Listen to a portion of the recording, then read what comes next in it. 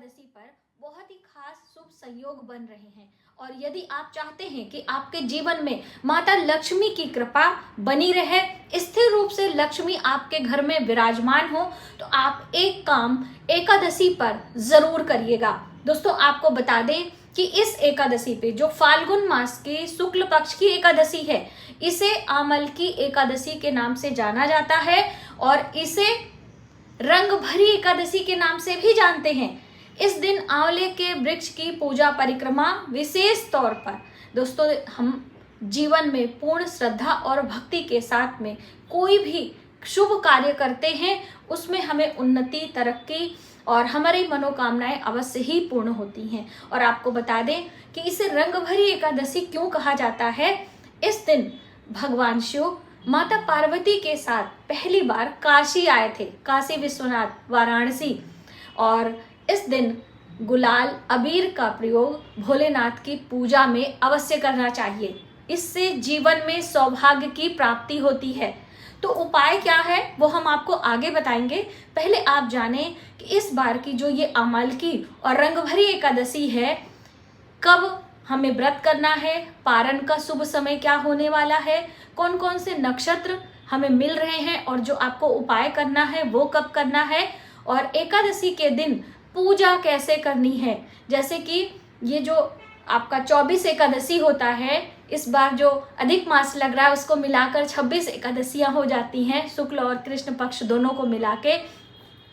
सब एकादशी का महत्व तो अलग होता है। और दोस्तों, अभी तक आपने एकादशी व्रत नहीं शुरू किया है तो ये आमल की एकादशी से आप व्रत की शुरुआत कर सकते हैं। नमस्कार, वेलकम टू माय चैनल। मैं हूं मनीषा। दोस्तों, आप सभी का प्यार और आशीर्वाद ऐसे ही हमारे चैनल को मिलता रहे।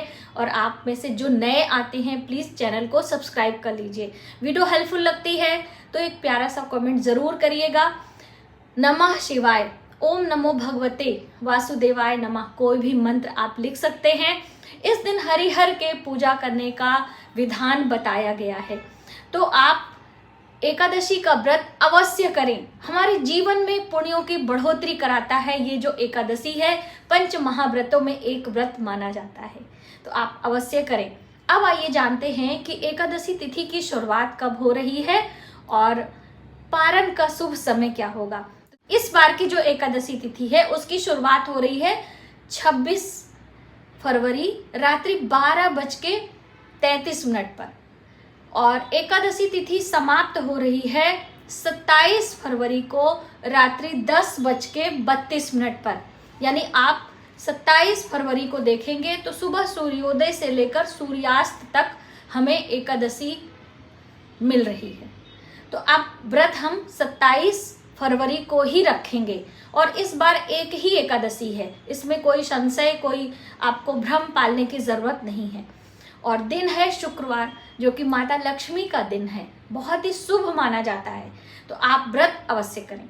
अब एकादशी की तिथि तो आपने जाना, अब साथ ही आप ये भी समझते चलें कि इस दिन कौन से नक्षत्र हमको मिल रहे हैं, क्योंकि यदि हम तिथि, वार और नक्षत्रों को देखते हुए कोई भी व्रत, उपास, पूजा पाठ करते हैं तो हमारे जीवन में निश्चित ही समृद्धि आती है। लेकिन दोस्तों, इसके साथ में आपको अपने अंदर पूर्ण श्रद्धा और भक्ति भी रखनी होगी, ये हमारे ऊपर है।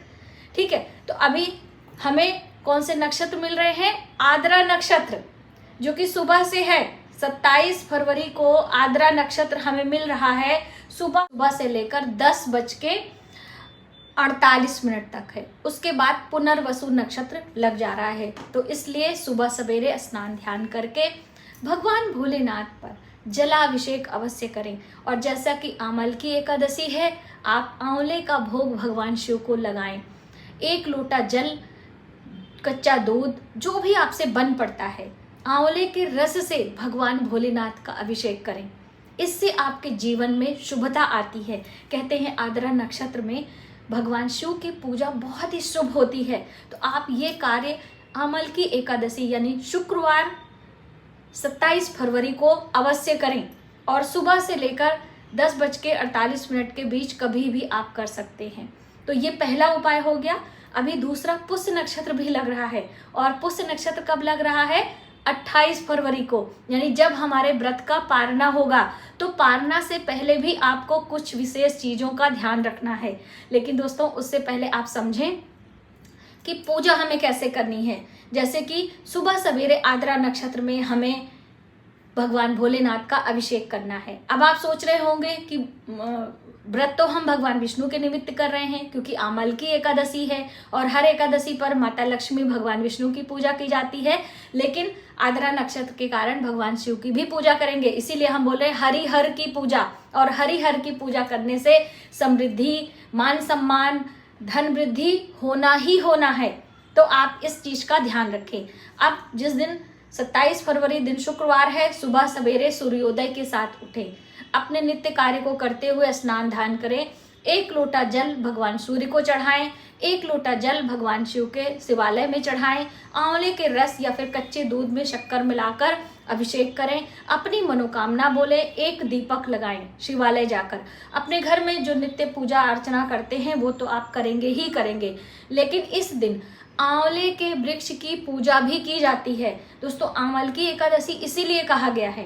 तो आंवल की एकादशी पर आंवले के वृक्ष की पूजा की जाती है और भगवान विष्णु का वास माना जाता है, माता लक्ष्मी का वास माना जाता है। तो आपके घर के आसपास या आपने अपने घर में आंवले का वृक्ष लगाया है, तो आप 1 लोटा जल जरूर चढ़ाएं। हो सके तो कच्चे दूध में थोड़ा सा मिश्री डालकर, मीठा जैसे भगवान भोलेनाथ पर अभिषेक करेंगे, थोड़ा सा बस 1-1.5 चम्मच कच्चे दूध की जरूरत होती है। और गाय का दूध मिल जाए तो क्या ही कहने। तो आप गाय का कच्चा दूध ले लें, उसमें थोड़ा सा शक्कर डाल लें, मिश्री डाल लें और आंवले के वृक्ष की जड़ों में सींचें। फिर 1 लोटा जल चढ़ाएं, 1 दीप लगाएं, पुष्प चढ़ाएं, कुछ मिष्ठान रखें भोग के लिए और परिक्रमा करें। दोस्तों, 28 परिक्रमा, 108 परिक्रमा की बात कही गई है। जैसे हम कार्तिक मास में आंवला नवमी पर पूजा करते हैं, उसी तरीके से आपको पूजा अर्चना करनी है। और इस दिन आंवले के पेड़ की पूजा, आंवले के फल का दान, आंवले के रस से भगवान भोलेनाथ का अभिषेक और आंवले के फल का सेवन स्वयं करें और दान भी करें।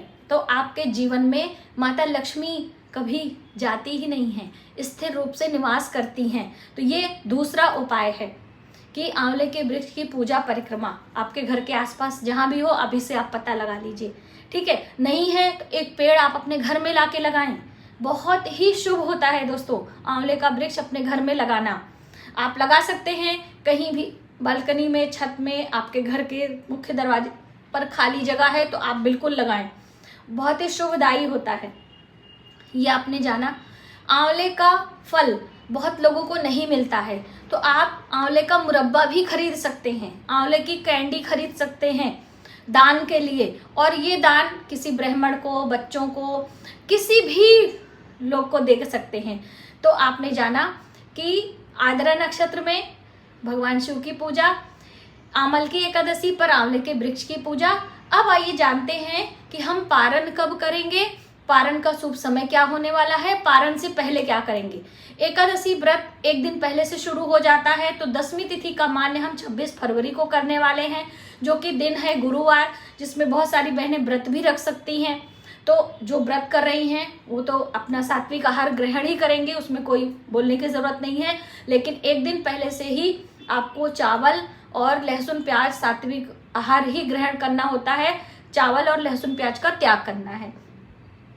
10वीं तिथि का मान्य इसी तरीके से करते हैं और एकादशी पर फल फलाहार लेते हुए हम व्रत करते हैं। इस दिन अन्न का त्याग किया जाता है। और 28 फरवरी दिन है शनिवार, और सुबह सवेरे पारण का जो समय है, पहले पुष्य नक्षत्र लग रहा है, अब पुष्य नक्षत्र में हमारा पारण भी आ रहा है। और पुष्य नक्षत्र कितना शुभ होता है, शनिवार का दिन स्थिर होता है, यानी कि स्लो प्लैनेट होते हैं। इस दिन कोई भी कार्य आप करते हैं, दान पुण्य, पुष्य नक्षत्र के निमित्त, तो आपके जीवन में स्थिरता आती है। तो आप दान क्या करेंगे, 1 थाली भोजन का दान तो हम करते ही, जैसे एकादशी व्रत पारण के पहले 1 थाली में आटा, चावल, दाल, फल, सब्जी, मिठाई, जो भी, आंवला भी रखें। इसीलिए मैंने आपको आंवले का मुरब्बा, आंवले की कंडी आदि बोला है कि नहीं मिलता है तो मार्केट से आप ले आइए और इसमें दान के लिए रखें। पारण से पहले दान बहुत आवश्यक है, और आमलकी एकादशी में आंवले का दान, और ये पुष्य नक्षत्र जो लग जा रहा है, ठीक है, तो ये सारी चीजें दान के लिए आप रखकर प्रणाम कर ले, इसे मनस लें और मंदिर में किसी ब्राह्मण को देकर आए। देने का समय क्या होगा, थोड़ा सा ध्यान रखें, कुछ पाने के लिए कुछ खोना पड़ता है, तो पुष्य नक्षत्र में ही दान आपको करना है। 28 को पुष्य नक्षत्र मिल रहा है। नक्षत्र का जो समय है वो 9:34 तक है, सुबह से लेकर 28 फरवरी को शनिवार दिन है, तो 35 मिनट के अंदर आप ये सारे काम कर लीजिए। तो आपने जाना कि पारण से पहले हमें दान क्या करना है। वैसे हम साधारण बात करें, आप ज़्यादा मान्य नहीं करते हैं, आपको ज़्यादा इंटरेस्ट नहीं है कि हमें पुष्य नक्षत्र क्या है कैसे है, तो सूर्योदय के बाद आप कभी भी पारण कर सकते हैं। लेकिन नक्षत्रों का ध्यान रखते हुए आप 9:35 के अंदर दान जरूर करें, एक थाली भोजन आंवले के साथ में, और अपनी मनोकामना बोलना ना भूलें। तो मुझे उम्मीद है कि ये एकादशी व्रत में जो विशेष उपाय हमें करने हैं उसका शुभ समय और नक्षत्रों की जानकारी, आपको ये वीडियो काफ़ी हेल्पफुल लगेगी, और आप इस तरीके से एकादशी व्रत के दिन ज़रूर सभी कार्य करते हुए माता लक्ष्मी और भगवान विष्णु और भगवान शिव की कृपा प्राप्त करेंगे। आज की वीडियो बस इतना ही। मिलते हैं एक नई जानकारी के साथ नए वीडियो में। तब तक आप अपने परिवार का ख्याल रखें। जय माता दी।